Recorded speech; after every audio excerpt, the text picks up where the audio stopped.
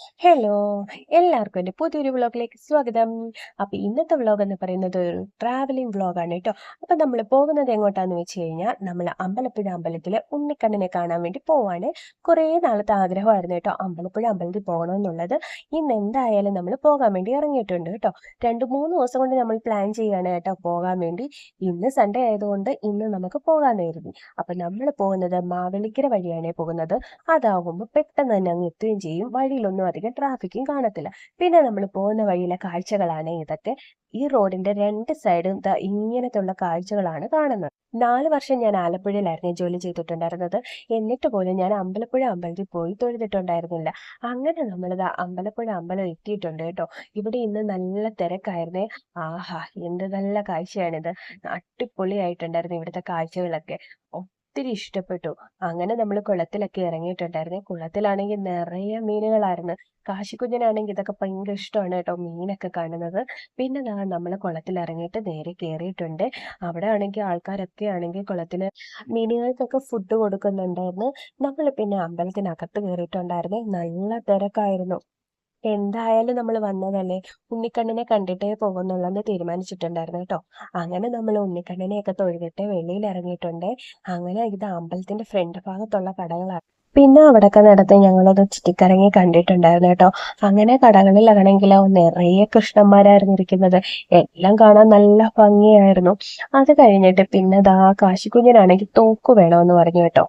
എവിടെ ചെന്നാലും ഇപ്പൊ അവന് തോക്കാണ് വേണ്ടത്. തോക്കെല്ലാം കൊണ്ട് അവൻ എന്ത് ചെയ്യാനാണ് ഞങ്ങൾ തന്നെ ആലോചിക്കാറുണ്ട്.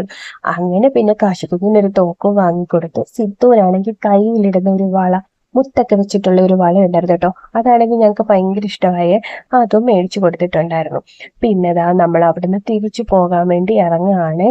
ഇനി അടുത്തൊരു ആഗ്രഹം കൂടി ഉണ്ട് കേട്ടോ, ഗുരുവായൂർ അമ്പലത്തിൽ പോകണമെന്നുള്ളത്. അതും എത്രയും പെട്ടെന്ന് പോകണം. ഈ ഒരു വയലറ്റ് കൃഷ്ണനെ ആണെങ്കിൽ കാണാൻ എന്ത് ഭംഗിയല്ലേ. അതിനൊക്കെ ആണെങ്കിൽ നല്ല റേറ്റ് ആയിരുന്നു കേട്ടോ. പിന്നെ അവിടെല്ലാം നിന്ന് കണ്ടിട്ട് തിരിച്ച് അമ്പലത്തിനകത്തേക്ക് കയറാൻ പോവാണ്. അമ്പലത്തിനകത്ത് കയറിയിട്ട് പാൽപ്പായസം വാങ്ങുന്ന ക്യൂ കണ്ടപ്പോൾ ഞെട്ടിപ്പോയി കേട്ടോ. ആ ക്യൂവിൽ നിന്ന് കഴിഞ്ഞാൽ ഇന്ന് വൈകുന്നേരം ആകുമ്പോഴേ നമ്മൾ വീട്ടിൽ ചെല്ലത്തുള്ളൂ. അതുകൊണ്ട് നമ്മൾ ഇനിയും വരുമ്പോൾ പാൽപ്പായസം വാങ്ങാന്ന് കരുതിയേ. അങ്ങനെ നമ്മൾ കുറച്ചു നേരം അവിടെ ഇരുന്നിട്ടുണ്ടായിരുന്നേ. അങ്ങനെ ഇരുന്നപ്പോൾ ഈ ഒരു പശു വന്നിട്ട് അവിടെ വന്ന് ഇങ്ങനെ നിൽക്കുന്നുണ്ടായിരുന്നേ. അപ്പൊ ആളുകളൊക്കെ ആണെങ്കിൽ അതിന് പഴമൊക്കെ വാങ്ങി കൊടുക്കുന്നുണ്ടായിരുന്നു. സിദ്ധു എന്ത് ഡീസന്റ് ആയിട്ടാ നടക്കുന്നതെന്ന് നോക്കിക്കേ. സിദ്ധുവിന്റെ അച്ഛൻ ഉണ്ടെങ്കിൽ ഡീസന്റ് ആണ് കേട്ടോ. സിദ്ധുവിന്റെ അച്ഛൻ പിന്നെ അങ്ങ് സിദ്ധുവിനെ നോക്കുകയും ചെയ്തോളും. നമ്മുടെ കൂടെ വന്നു കഴിഞ്ഞാൽ സിദ്ധു ഭയങ്കര കുരുക്കായിരിക്കും.